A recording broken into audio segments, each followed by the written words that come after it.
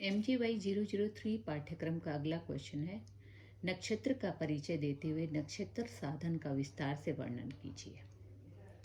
तारों के समूह को नक्षत्र के नाम से परिभाषित किया गया है।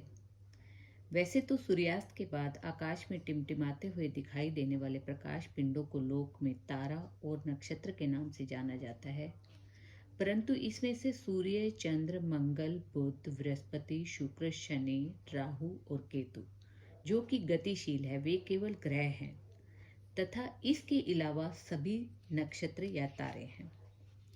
भारतीय भूकेंद्रिक ग्रह कक्षा क्रम में भूमि के ऊपर क्रम से चंद्र, बुध, शुक्र, रवि, मंगल, गुरु तथा शनि और अंत में नक्षत्र कक्षा होती है जिसमें सभी नक्षत्रों की स्थिति बताई गई है। नक्षत्रों की संख्या 27 है। इन नक्षत्र समूहों को अश्विनी आदि निम्नलिखित नामों से जाना जाता है।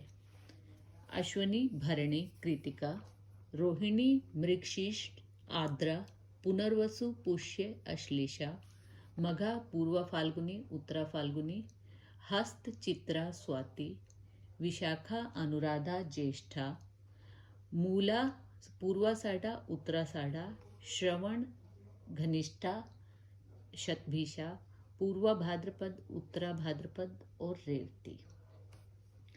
फलित परंपरा में इन 27 नक्षत्रों के अलावा एक 28वें नक्षत्र का वर्णन भी प्राप्त होता है, जिसे अभिजीत नक्षत्र के नाम से जाना जाता है। यह सैद्धांतिक रूप से कोई स्वतंत्र नक्षत्र नहीं, अपितु 27 नक्षत्रों के अंतर्गत ही उत्तराषाढ़ा और श्रवण नक्षत्र इन्हीं दोनों नक्षत्रों के मान से बनता है। कोई भी ग्रह नक्षत्र चक्र के जिस नक्षत्र के समक्ष रहता है वही उस ग्रह का नक्षत्र होता है। सभी ग्रह अपनी अपनी ग्रह कक्षा के अनुसार निर्धारित गतियों द्वारा भिन्न भिन्न काल में भिन्न भिन्न नक्षत्रों का भोग करते हैं, अर्थात नक्षत्र के क्षेत्र से गुजरते हैं। इस क्रम में चंद्रमा प्रतिदिन एक नक्षत्र का भोग करता है और दैनिक व्यवहार में हम सब चांद्र नक्षत्र का ही व्यवहार करते हैं। तो इन 27 नक्षत्रों के 4 भाग होते हैं, मतलब एक नक्षत्र के 4 चरण होते हैं। एक नक्षत्र के 4 चरण होते हैं। तो टोटल इन 27 नक्षत्रों के 108 चरणों को 12 राशियों में समान रूप से विभक्त किया जाता है। 12 राशियां, मेष, वृष, मिथुन, कर्क, सिंह, कन्या, तुला, वृश्चिक, धनु, मकर, कुंभ और मीन।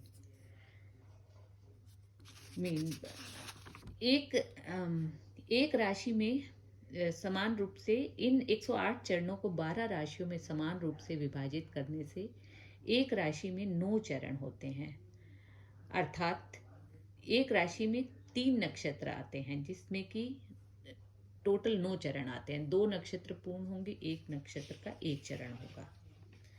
तो इस प्रकार से अब हम नक्षत्र साधन की विधि जानेंगे। वैसे तो नक्षत्र साधन किसी भी ग्रह के द्वारा किया जा सकता है, क्योंकि सभी ग्रह किसी न किसी क्षेत्र नक्षत्र पर स्थित होते हैं, परंतु पंचांग में चंद्रमा से संबंध नक्षत्र का उपयोग होता है, इसलिए यहाँ चंद्रमा के द्वारा ही नक्षत्र साधन का वर्णन किया जाता है। नक्षत्र साधन देखने से पहले हम कुछ फार्मूलाज पर ध्यान देंगे। जैसे राशियां 12 होती हैं। 12 राशियां पूरे 360 डिग्री पर 30 अंश कवर करती हैं, तो 12 राशियां पूरा 360 अंश कवर करती है। एक राशि 30 अंश की होती है, 12 × 30 360 अंश। एक अंश 60 कला है और एक कला 60 विकला है। नक्षत्रों की संख्या 27 है और एक नक्षत्र की पूरी कक्षा जो हमने देखी वो 360 डिग्री की है। तो फिर एक नक्षत्र का मान आया 360 डिवाइडेड बाई 27, 13 डिग्री 20 कला। और एक नक्षत्र के 4 चरण होते हैं, सो टोटल चरण 108 और एक चरण का मान होगा 3 डिग्री 20 कला। सो एक राशि में 3 नक्षत्र और 9 चरण होंगे और एक नक्षत्र का मान हमने जाना। इसको कलात्मक बनाने के लिए 13 डिग्री 20 कला, तो 13 को 60 से मल्टीप्लाई करेंगे तो टोटल एक नक्षत्र का मान होता है 800 कला। अब हम नक्षत्र साधन के लिए सूत्र जानेंगे। फार्मूला मीन्स नक्षत्र साधन के लिए फार्मूला क्या होगा। तो उसी तरह से हम पंचांग से स्पष्ट चंद्रमा देखेंगे। स्पष्ट चंद्रमा को हम कला में कन्वर्ट कर लेंगे। फिर इसे हम डिवाइड, जब 800 से डिवाइड करेंगे तो हमें 2 संख्याएं प्राप्त होंगी, भागफल और शेषफल। भागफल की संख्या गत नक्षत्र की संख्या होगी और उस गत नक्षत्र की संख्या में 1 प्लस करेंगे तो वह वर्तमान नक्षत्र की संख्या होगी, और जो शेष होगा वह वर्तमान नक्षत्र का कलादि भुक्त मान होगा। मीन्स वर्तमान नक्षत्र कितनी कला चल चुका है, कितनी कला भुक्त हो चुकी है। और इसको जब हम 800 से माइनस करेंगे भुक्तमान को, तो भोग्यमान, वर्तमान नक्षत्र का भोग्यमान आ जाएगा। अब हम नक्षत्र का टोटल मान, सर्वमान प्राप्त करने के लिए भुक्त मान में से को चंद्रमा की स्पष्ट गति से डिवाइड करेंगे तो वर्तमान नक्षत्र का भुक्त घटी आ जाएगा, और भोग्यमान को चंद्रमा की स्पष्ट गति से डिवाइड करेंगे तो वर्तमान नक्षत्र का भोग्य घटी आ जाएगा, और भोग्य घटी प्लस भुक्त घटी उस नक्षत्र का टोटल सर्वभोग घटी, जो कि घटी पल में आएगा। अब हम इसको एग्जाम्पल से देखेंगे। पहले हम पंचांग देखेंगे। पंचांग से हमने हम 4 जून 2023 का नक्षत्र साधन करते हैं। मेरे पास 2023 का पंचांग है, जिसमें हम चंद्रमा की गति देखेंगे। चंद्रमा की स्पष्ट चंद्रमा ये है, स्पष्ट चंद्रमा ये हुआ 7 राशि 14 अंश 5 कला 33 विकला, और चंद्रमा की गति है 34 और 56। ठीक है, तो अब हम लेते हैं स्पष्ट चंद्रमा हमने राशि अंश कला विकला में लिया।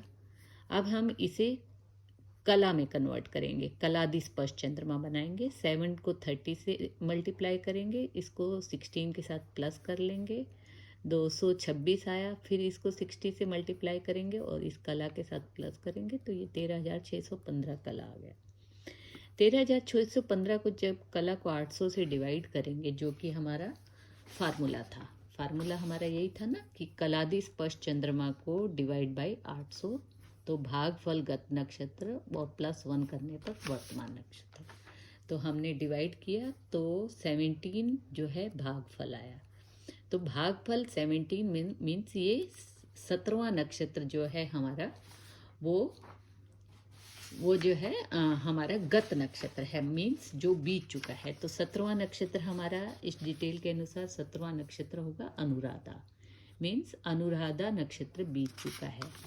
और वर्तमान नक्षत्र 17 + 1 18 18th नक्षत्र कौन सा है?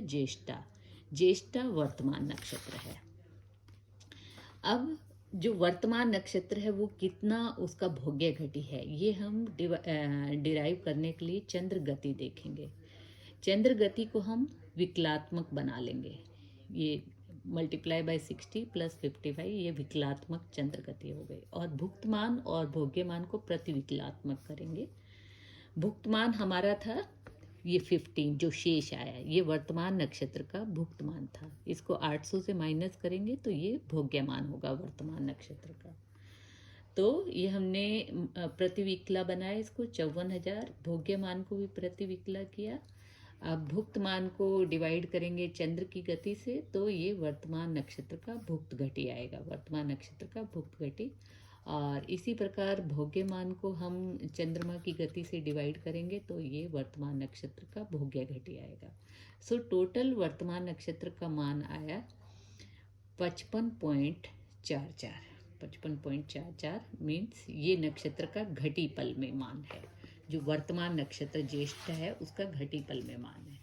तो हमने देखा कि नक्षत्र साधन में 4 जून 2023 को नक्षत्र साधन किया, तो उसका बीता हुआ नक्षत्र है अनुराधा और वर्तमान नक्षत्र जो चल रहा है वो ज्येष्ठा है और उसका ये मान है घटी पल में।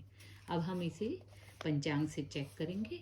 पंचांग से चेक करने के लिए हमने देखा ये है तारीख 4 जून 2023 को वर्तमान नक्षत्र है ज्येष्ठा, बीत गया नक्षत्र है अनुराधा और इसका ये घटी पल है 54 घटी और 56 पल। 54 घटी 56 पल, तो थोड़ा सा ठीक है, मतलब अप्रॉक्सीमेट है हम। तो इस प्रकार हमने नक्षत्र साधन किया। धन्यवाद।